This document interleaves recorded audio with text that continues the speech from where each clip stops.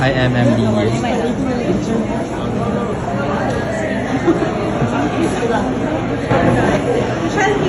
Ngayong gabi, Setyembre 2, 25, isang makasaysayang gabi na naman para sa local fashion industry dahil naganap ang Preview Ball 2025 sa Marriott Grand Ballroom, Newport World Resorts, Pasay City.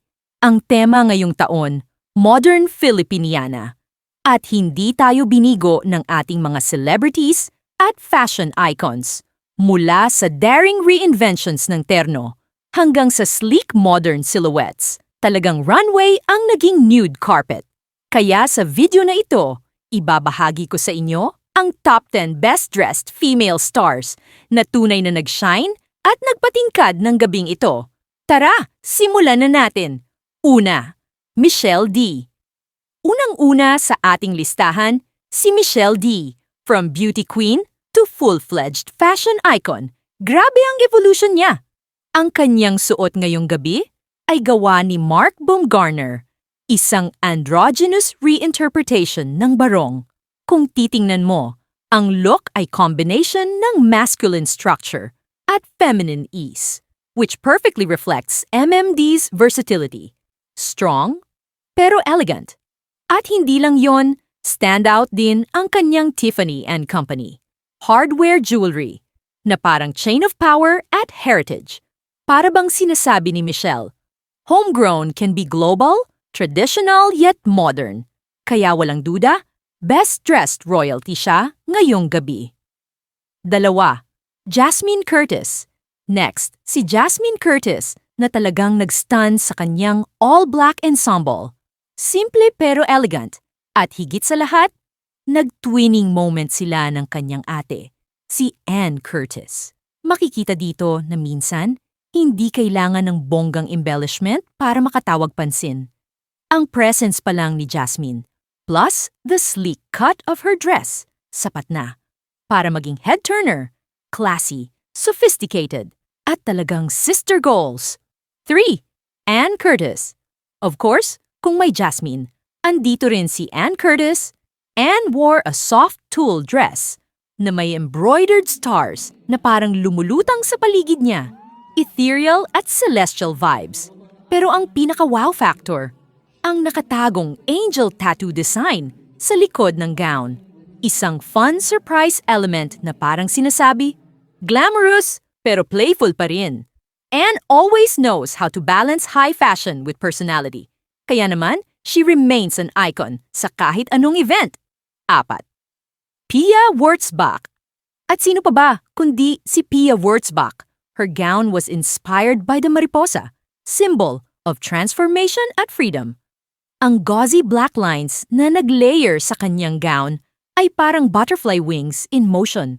Fluid, elegant, pero full of depth.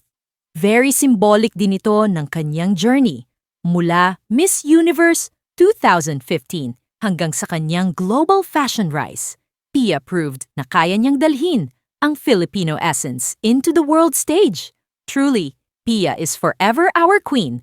At tonight, isa na naman siyang reyna ng Preview Ball. 5. Janine Gutierrez. Next is Janine Gutierrez na nagbigay ng fresh twist sa camisa de chino. Usually, undergarment lang ito, pero ginawa nilang sheer, stylish, at movie star chic. Sabi nga ng stylist niya, a bit retro, a little relaxed, and very movie star. At talagang nagawa nilang buhayin ang old-school Filipino menswear at gawing glamorous womenswear. Hindi rin siya nagdala ng bag. Puro jewelry lang from JMA, letting her accessories do the talking. Classy, effortless, at talagang Janine na Janine. 6 na Solenn Heussaff. Ngayon naman, Solenn Heussaff, she looked ethereal. Parang goddess na bumaba sa runway. Ang kanyang ensemble ay parang soft, dreamy, at flowy na hindi mo matitignan ng isang beses lang. Solenn has always been about combining art with fashion. At dito makikita na she can pull off even the most delicate designs with grace.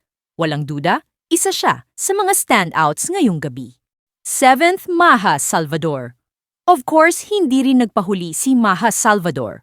Known for her fierce personality and strong stage presence, ang kanyang gown ay nagpakita ng boldness with a touch of elegance. Maja knows how to carry herself. Lahat ng mata nakatutok sa kanya kapag dumating siya.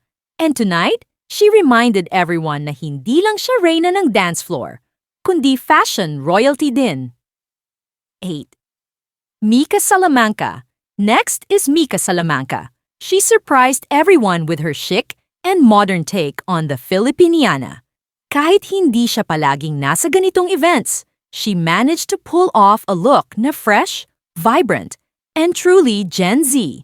Mika proved na fashion is for everyone, hindi lang para sa veterans, kundi para rin sa new gen stars na may sariling boses at style. 9. Heaven Piralejo. Another scene stealer is Heaven Piralejo. Her look was youthful yet classy, parang perfect blend ng innocence at sophistication. What made her stand out is the way she carried herself. Confident, smiling, at talagang glowing. Heaven is slowly making her mark, not just in showbiz, but also in fashion. And tonight, she made sure everyone noticed. 10. Francine Diaz. At last, but definitely not the least, Francine Diaz. She looked like a modern Filipina princess, fresh, radiant, at elegant.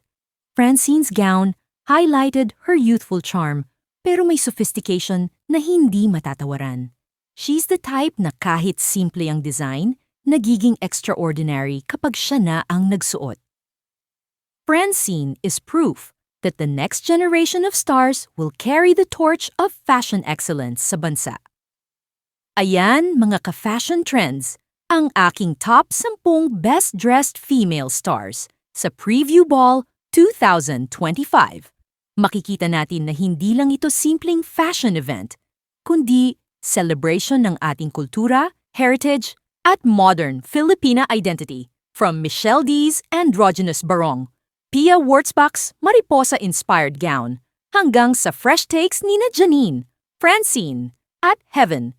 Lahat sila nagpapatunay na ang Filipiniana is timeless, powerful, and unapologetically modern.